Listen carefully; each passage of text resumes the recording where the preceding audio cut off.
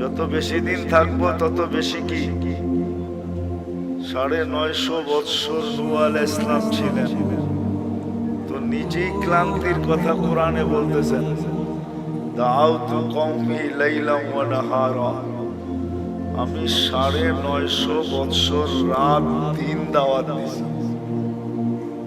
এটা একটা ক্লান্তি না, না পরিশ্রম না, বিশাল পরিশ্রম। ৯৫০ বৎসর টানা রাত দিন। তা আমাদেরকে আল্লাহ বেশি বয়স দেন না এই জন্য যে আল্লাহ চান না আমরা বেশি পরিশ্রম করি, এই জন্য বয়স কমায় দিছেন। আমার মনে হয় আরো কম দিতে চাইছেন, কিন্তু ভাবছেন আবার এত কম দিলে কেউ আঙ্গুল উঠায় কিনা।